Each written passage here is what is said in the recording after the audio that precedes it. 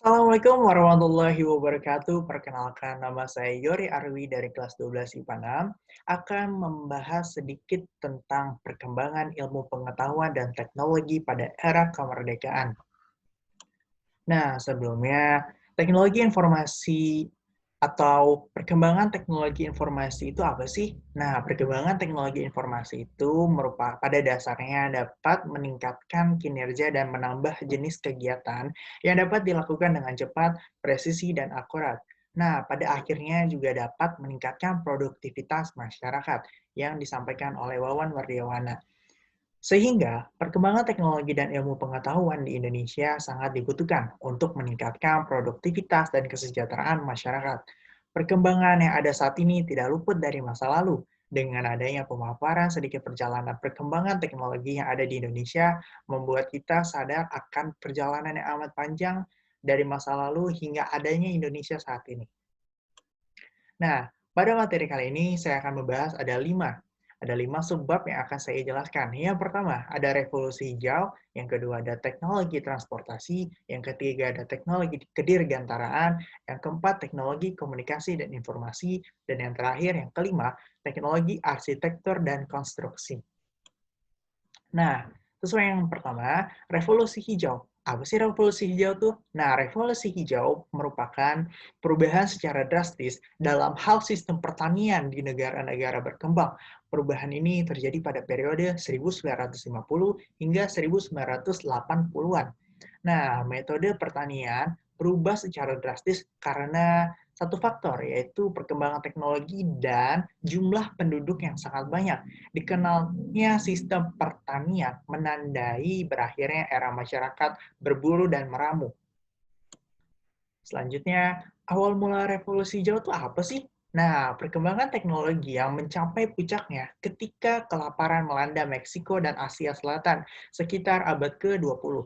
Nah, para ilmuwan ini kebingungan dan mereka melakukan sebuah penelitian dalam mencari cara untuk menyelamatkan ketersediaan pangannya yang dapat dilakukan setelah terjadi kelaparan di Meksiko dan Asia Selatan yang dipimpin oleh Bapak Revolusi Hijau, yaitu Norman Borlaug.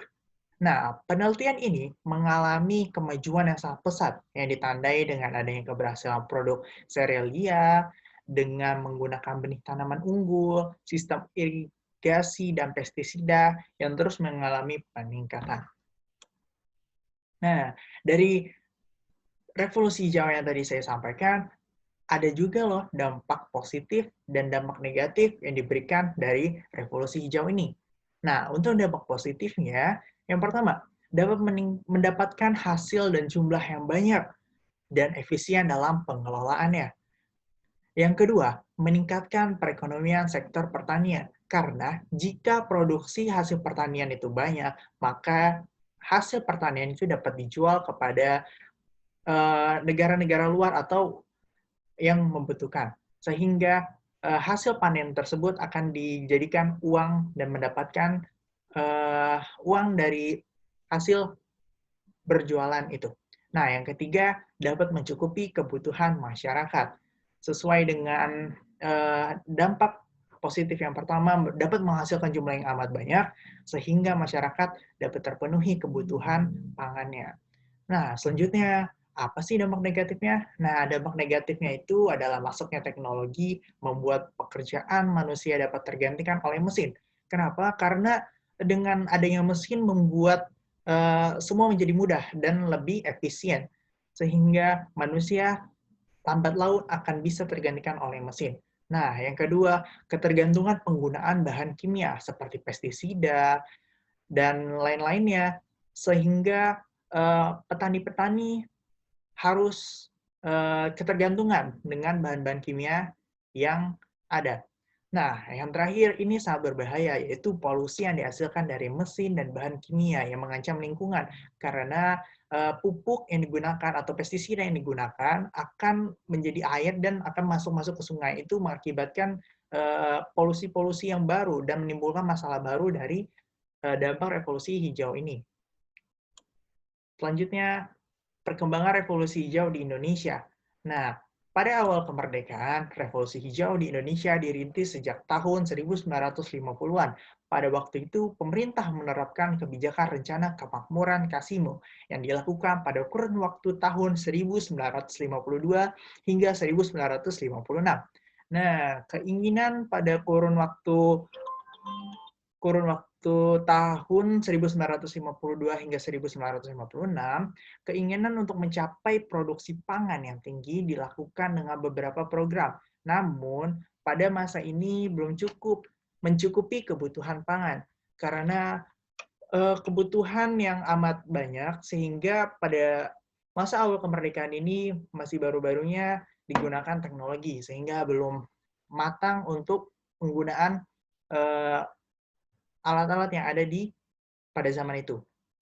Selanjutnya, masuk pada Orde Baru, yaitu banyaknya keluaran kebijakan yang didukung oleh pemerintah dalam bidang pertanian dan perindustrian. Nah, pemerintah ini berusaha untuk meningkatkan ekstensifikasi dan intensifikasi pertanian. Selain itu, pemerintah juga melaksanakan program transmigrasi untuk membuka lahan pertanian yang ada di Indonesia yang sangat luas ini. Nah, pada masa Orde Baru juga dilaksanakan sesuai dengan pelita atau pembangunan 5 tahun. Nah, pembangunan 5 tahun yang pada zaman Orde Baru ini ada 6. Nah, yang pertama ini dilaksanakan pada 1 April 1969 hingga 31 Maret 1974.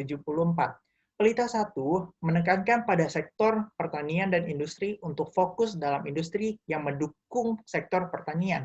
Yang pelita yang kedua dilaksanakan pada 1 April 1974 hingga 31 Maret 1979. Pelita 2 menitikberatkan sektor industri untuk mendukung sektor pertanian dengan mengolah bahan mentah menjadi bahan baku. Nah, pelita yang ketiga dilaksanakan pada tanggal 1 April 1979 hingga 31 Maret 1984. Pelita yang ketiga ini menitikberatkan sektor pertanian dan industri pada pengelolaan bahan baku menjadi bahan jadi. Pelita yang keempat, yaitu dilaksanakannya pada 1 April 1984 hingga 31 Maret 1989. Pelita keempat menitik beratkan sektor pertanian dan industri pada industri yang menghasilkan mesin-mesin industri, baik industri berat maupun industri ringan. Pelita yang kelima dilaksanakan pada 1 April 1989 hingga 31 Maret 1994.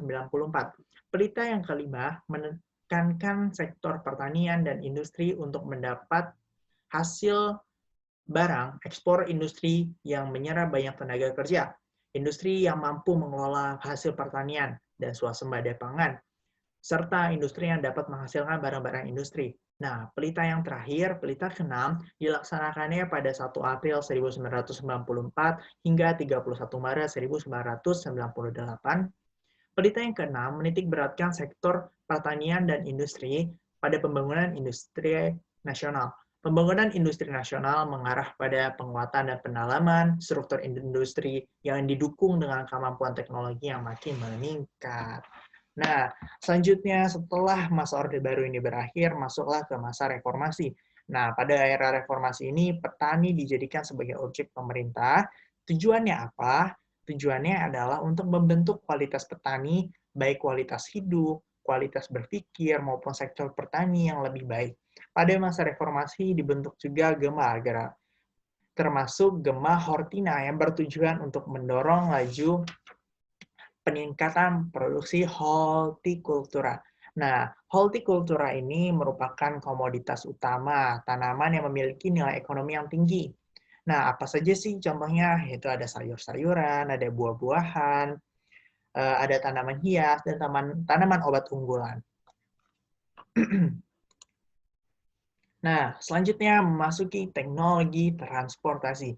Nah, sebuah teknologi yang mampu mendukung pemindahan manusia atau barang dari satu tempat ke tempat lain dengan menggunakan sebuah kendaraan yang digerakkan oleh manusia ataupun mesin. Lalu, transportasi sendiri digunakan dan diciptakan untuk memudahkan manusia dalam aktivitas sehari-hari. Nah, macam-macam sistem transportasi ini ada 3 macam. Yang pertama ada darat. Nah, pada awal kemerdekaan ini, pada 28 September 1945, pengelolaan kereta api diserahkan sepenuhnya oleh pemerintah Belanda kepada bangsa Indonesia. Tanggal ini kemudian diperingati sebagai Hari Kereta Api Nasional.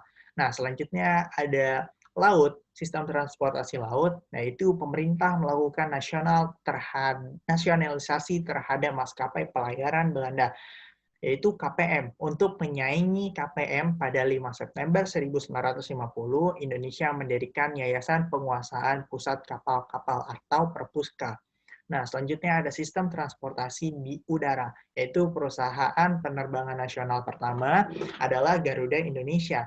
Nah, perusahaan ini mulai melayani penerbangan dengan bendera Indonesia Airways pada 26 Januari 1949. Nah, pesawat ini juga yang digunakan adalah pesawat DC-3 yang bernama Seulawah RI-001, yang pesawat ini dibeli oleh masyarakat Aceh. Nah, perkembangan perusahaan penerbangan dimulai pada tahun 1970-an. Nah, selanjutnya ada teknologi kedirgantaraan. Nah, apa sih bedanya teknologi transportasi yang ada di udara dengan kedirgantaraan? Nah, teknologi ini sangat berbeda. Ada kesamaan, namun ada juga perbedaannya. Nah, teknologi kedirgantaraan merupakan bidang disiplin ilmu teknik yang mempelajari segala sesuatu yang berkaitan dengan upaya penjelajahan manusia di dalam atmosfer atau di luar angkasa. Nah, macam-macamnya teknologi dirgantara ini ada 4 pada awal kemerdekaan Indonesia, yaitu yang pertama, pengadaan satelit buatan. Pengadaan satelit buatan untuk menunjang kebutuhan informasi dan komunikasi di Indonesia. Nah, satelit pertama yang milik Indonesia yaitu satelit Palapa A1 milik Perumtel berhasil mengorbit di bumi kita ini. Nah, namun tidak hanya satelit Palapa A1 saja, namun ada 13 satelit milik Indonesia yang diluncurkan sejak pertama kali Indonesia mengorbit pada 1976. Selanjutnya ada industri pesawat terbang. Nah, pada 26 April 1976, PT Industri Pesawat Terbang Nurtanio atau IPTN resmi didirikan pada Agustus 1976. Setelah sarana fisik industri pesawat terbang selesai, Presiden Soeharto meresmikan IPTN. Nah, selanjutnya ada yang ketiga nih, ada Lembaga Penerbangan dan Antariksa Nasional atau LAPAN. Pada 31 Mei 1962, dibentuk Panitia Astronautika yang merupakan salah satu panitia teknis Dewan Penerbangan. Dari kegiatan tersebut, lahirnya Prima Afiliasi AURI dan ITB pada 22 September 1962. Nah, dan yang terakhir ada Badan Koordinasi Survei dan Pemetaan Nasional atau yang disingkat BAKO Surtanal. Dalam tugas dan survei pemetaan dan penggambaran peta dibutuhkan badan yang jelas, efektif, dan efisien. Nah, agar hasil yang dicapai dapat maksimal dan menghemat pengeluaran keuangan negara. Nah, badan ini merupakan untuk memetakan gambar peta yang ada di atlas ya, untuk Indonesia. Selanjutnya, ada teknologi komunikasi dan informasi yang tidak asing lagi pada kita saat ini. Pada saat pandemi ini, kita sering menggunakan teknologi komunikasi dan informasi dalam kegiatan belajar mengajar, berbincang dengan kawan atau teman, dan lain-lain sebagainya. Nah, teknologi komunikasi dan informasi ini merupakan aplikasi pengetahuan dan keterampilan yang digunakan manusia dalam mengalirkan informasi atau pesan dengan tujuan untuk membantu menyelesaikan permasalahan manusia agar tercapai tujuannya komunikasi itu.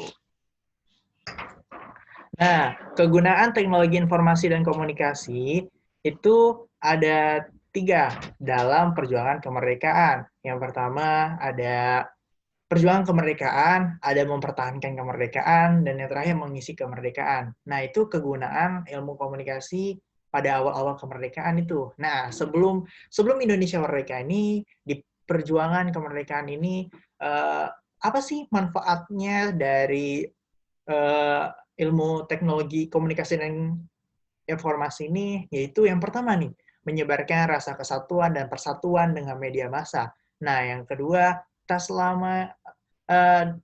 hanya itu, Indonesia juga menggunakan teknologi ini untuk mendapatkan informasi dari negara luar bahwa pada saat itu Jepang mengalami kekalahan pada Perang Dunia Kedua yang membuat Indonesia bisa merdeka. Nah, tak hanya itu, sebelum Indonesia melakukan kemerdekaan, sebelumnya Indonesia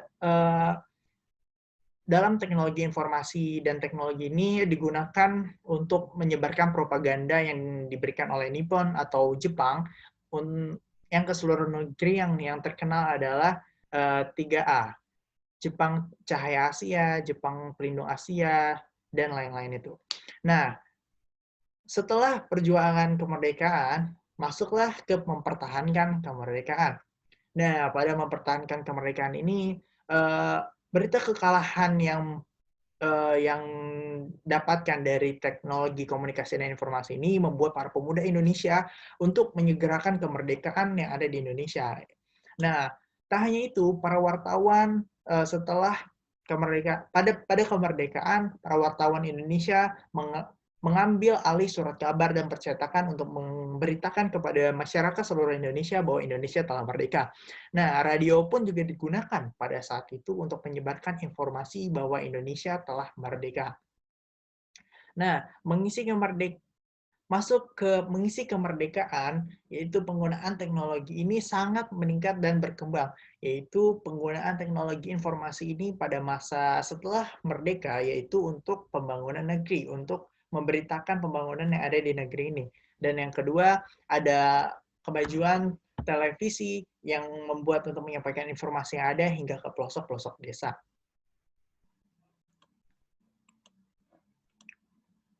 Nah, selanjutnya teknologi yang terakhir nih, teknologi arsitektur dan konstruksi. Nah, arsitektur itu apa sih? Arsitektur merupakan wujud asli penerapan pengetahuan, ilmu, teknologi, dan seni secara utuh dalam mengubah ruang dan lingkungan. Nah, konstruksi sendiri itu apa sih? Penggunaan ilmu pengetahuan untuk membangun sarana dan prasarana. Nah, masuk ke contoh karya dari manfaat teknologi arsitektur dan konstruksi yang ada pada awal kemerdekaan. Nah, pada awal kemerdekaan, Monas, Masjid Istiqlal, dan GBK pun dibuat pada saat itu. Nah, dirancang oleh RM Sudarsono bersama Soekarno, lanjutnya Masjid Istiqlal dirancang oleh F. Silaban, dan ia membangun Bank Indonesia juga, dan ada GBK.